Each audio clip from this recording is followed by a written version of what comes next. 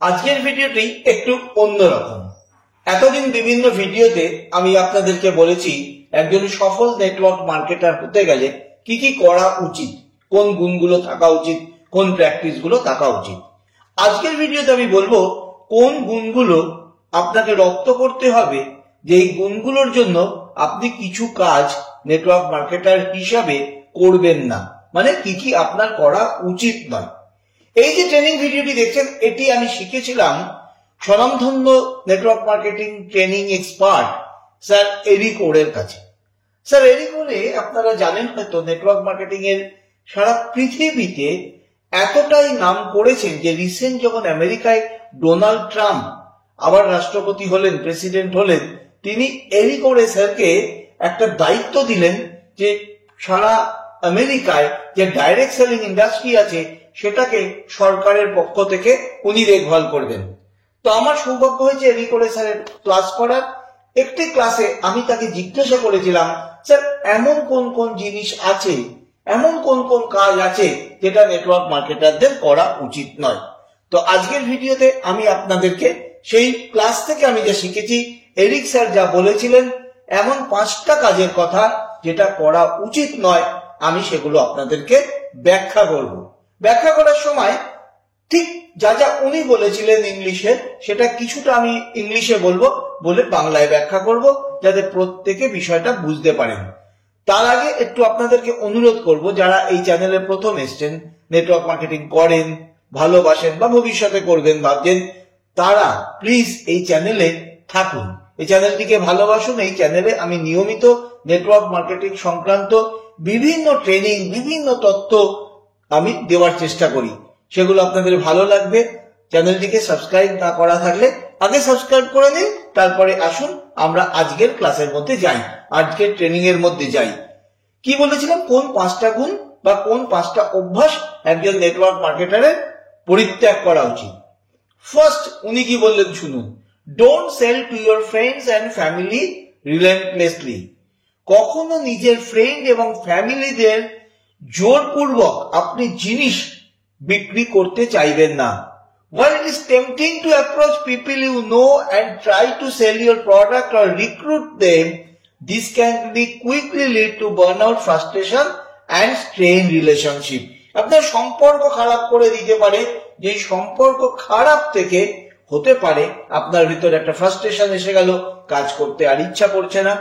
তখন আমি জিজ্ঞাসা করেছিলাম, তাহলে কি আমি কখনো ফ্যামিলি বা ফ্রেন্ডসদের আমার রিক্রুটমেন্ট, মানে আমার টিমে জয়েন করার কথা, আমার বিজনেসে জয়েন করার কথা বা আমার প্রোডাক্ট নেওয়ার কথা বলবোই না?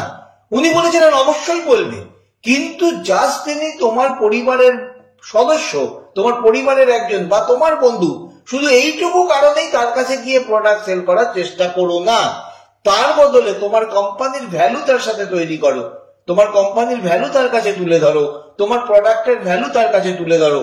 যখন দেখবে সেই রিলেশনশিপটা অনেকটাই পরিবারের বাইরে গিয়ে প্রোডাক্ট কেন্দ্রিক, তোমার প্রোডাক্টের ভ্যালু তার কাছে সে অনুভব করতে পারছে, তখন সেই প্রোডাক্টে বা যখন সে ব্যবসার যে গুরুত্ব সেটা অনুভব করতে পারছে, তখন তোমার ব্যবসাকে তার কাছে প্রমোট করো।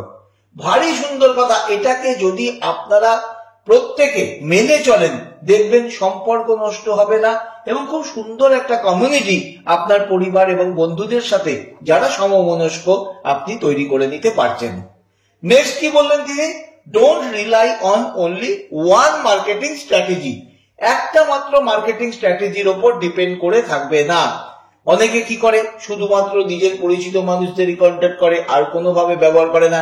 কেউ কেউ কি করে, শুধু কোল্ড কল করে, কেউ শুধু সোশ্যাল মিডিয়ায় পোস্ট করে যাচ্ছে, কেউ বিভিন্ন ইভেন্টে যাচ্ছে। এই জিনিসগুলো তিনি বললেন যে অ্যাটলিস্ট 3-4টে মার্কেটিং প্রসেস বা 3-4টে মার্কেটিং এর মাধ্যমের উপর নির্ভর করো।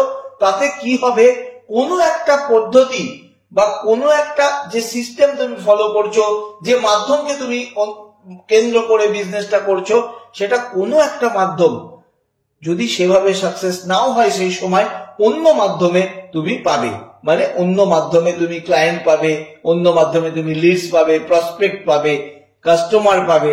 এর মধ্যে তিনি বলেছিলেন সোশ্যাল মিডিয়াকে খুব বেশি করে ব্যবহার করো, বিভিন্ন সোশ্যাল মিডিয়া ব্যবহার করো, ফেসবুক, ইনস্টাগ্রাম, ইমেল মার্কেটিং করো, ভিডিও কন্টেন্ট দাও, লোকাল ইভেন্টে যাও, একটার ওপর নির্ভর করে থেকো না। নেক্সট 3 নম্বর তিনি বললেন, don't focus only on recruitment, product first. এই কথাটা আপনারা প্রত্যেকে মাথায় বসিয়ে নিন বারবার করে। যখনই আমরা কোনো নেটওয়ার্ক মার্কেটিং এ জয়েন করি, আমাদের ফার্স্ট টার্গেট যে করে ভাবে হয়ে যাক, একে জয়েন করাই, ওকে জয়েন করাই, টিম বাড়াই। এটা আপনাদের অভিজ্ঞতার সাথে মিলছে, আপনার ক্ষেত্রে হয়েছে, হয়তো আপনার টিমের ক্ষেত্রেও হচ্ছে, সবার ক্ষেত্রে হয়। উনি বলছেন এটা একটা মস্ত বড় ভুল। হ্যাঁ, রিক্রুট তো আমাদের করতে হবে, কিন্তু প্রোডাক্ট ফার্স্ট। আগে প্রোডাক্ট মানুষের কাছে নিয়ে যাও, প্রোডাক্ট তাকে অভ্যাস করাও, প্রোডাক্ট তাকে দাও, প্রোডাক্টের ভ্যালু তার কাছে ডেসক্রাইব করো। যখন সে প্রোডাক্টটা নেবে, এটা উনি বলেছিলেন, remember, if your product don't add value or solve problems, you won't have long term success. যদি তোমার প্রোডাক্ট তার লাইফে কোনো ভ্যালু না অ্যাড করে, কোনো প্রবলেম সলভ না করতে পারে, তুমি কখনোই লং টার্ম সাকসেস পাবে না। এই কথাটা হচ্ছে ওনার 3 নম্বর উপদেশ ছিল। চতুর্থ উপদেশ কি ছিল? Don't be afraid of rejection or criticism. উনি বললেন নেটওয়ার্ক মার্কেটিং ব্যবসা করছে, এটা যে কোনো ব্যবসার মতো, এখানেও রিজেকশন হবে, অনেকে না বলবে, ইভেন সমালোচনা করবে তোমাকে, হয়তো উপহাস করে সমালোচনা করছে, but don't take it personally. এটাকে পার্সোনালি নেবে না। সেটা ওনার বোঝার, ওনার দৃষ্টিভঙ্গি থেকে কোনো কিছু একটা মনে হয়েছে, সেটাতে উনি না বলেছেন। আর কখনো তোমাকে তো না বলেনি, বলেছে তোমার অপরচুনিটিকে না। তোমার অপরচুনিটি তুমি জানো কতটা ভালো, তিনি বুঝতে পারেননি। যতই চেষ্টা করো ভালো করে বোঝাতে, তাতেও কিছু মানুষ বুঝবে না।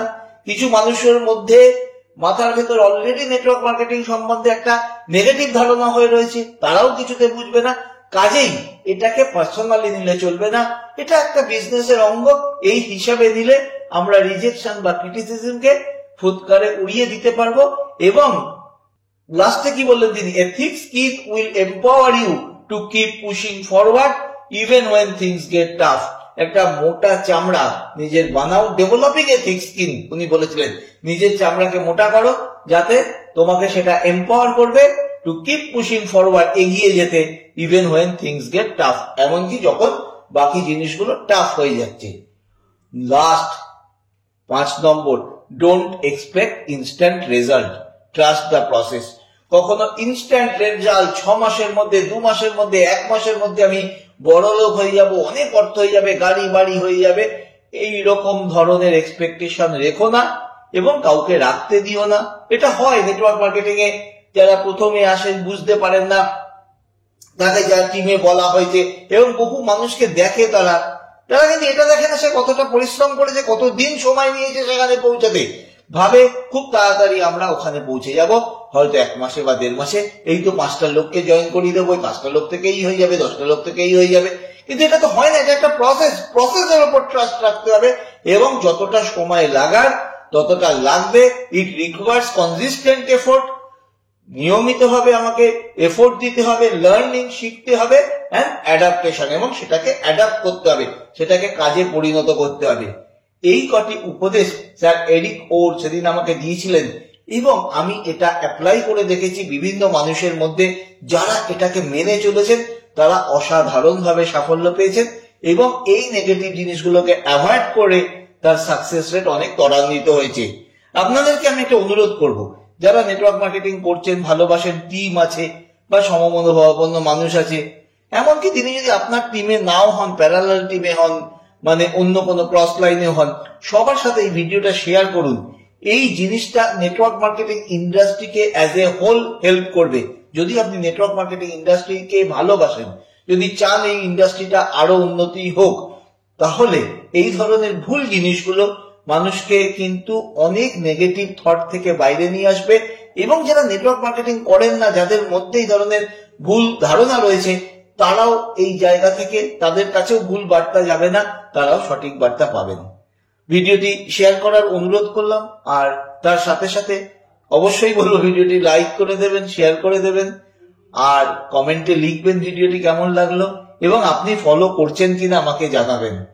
আবারও বলছি, শেষে আরেকবার বলছি, চ্যানেলটি যদি সাবস্ক্রাইব না করা থাকে প্লিজ সাবস্ক্রাইব করে দেবেন, পাশে আসা বেল আইকনে ক্লিক করুন, যাতে এরকম ভিডিও যেটা আমি নিয়মিত দিয়ে থাকি, পরেরটা প্রকাশিত হলেই সবার আগে নোটিফিকেশন পৌঁছে যায় আপনার কাছে।